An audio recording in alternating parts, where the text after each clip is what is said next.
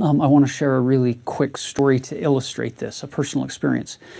Many years ago, I was out in my garage. It was Christmas Eve. I was doing some last-minute things when out the garage door come my little 6-year-old Kinley and my 4-year-old Jarrett at the time. And they came out into the garage and they were all excited, and Kinley acted as voice for the two of them and said, "Dad, Jarrett and I have been talking and we feel really bad because Santa Claus brings us presents every year and all we give him is cookies and milk. So this year we've decided we want to give Santa Claus a present." I thought, oh, that's precious. I wonder what it's going to be from a 6-year-old and a 4-year-old. And Kinley said, "The problem is we went through our treasure drawers and we don't have anything that we think Santa Claus would want. And so we were talking about it, and we figured that because he lives in the North Pole and because he's flying in his sleigh, it's kind of cold. We thought maybe he could use another pair of socks to help keep his feet warm." And my heart was touched as they're talking through this. And I thought, I wonder how they're going to resolve this one. And she said to me, "The problem is none of our socks will fit him. So Dad, can we have a pair of your socks to give to Santa Claus?" And I said, "Yes, that would be wonderful." At which point Kinley pulls her hand from behind her back. They had already gone to my sock drawer and picked out a pair. And they said, "Can we give him this pair?" I don't remember the exact sequence of the conversation at this point, but I remember the elements were something like this. One of them asked, "Do you think he'll like them?" I said, "Yeah, he'll like them." "Do you think they'll fit him?"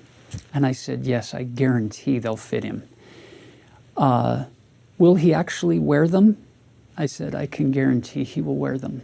And they'll warm a lot more than just his feet. They'll warm his heart." And these two little kids, excitedly, with huge smiles on their faces, ran back into the house to wrap up their present to Santa Claus. And by the way, they wrapped those socks in wrapping paper that I had purchased.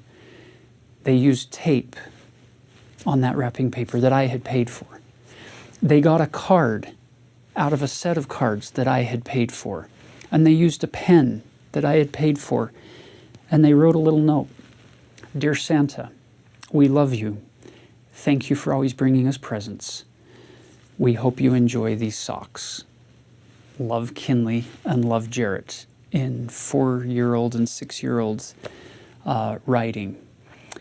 That note will forever be treasured by Santa Claus, as in that moment I realized everything I give to God, everything I try to place on the altar, everything I offer to Him is nothing more, nothing less than me saying, "Can I give these socks to Santa Claus? Because I don't have socks that would fit him, but can I give him your pair of socks?"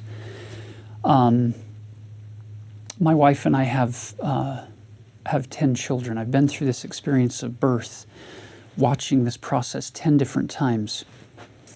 And brothers and sisters, never once have I held a brand new baby, looked into that baby's face, and turned to my wife and said, "I wonder what we're going to be able to get out of this one. You owe us big time. You have to pay us back." I've never once done that. Parents don't want to be repaid by their children. You don't have children so that you can get something out of them. You have children so that you can love them. Your heart opens up, you welcome them in, and you provide for them. If earthly parents can get this, heavenly parents understand this perfectly and completely.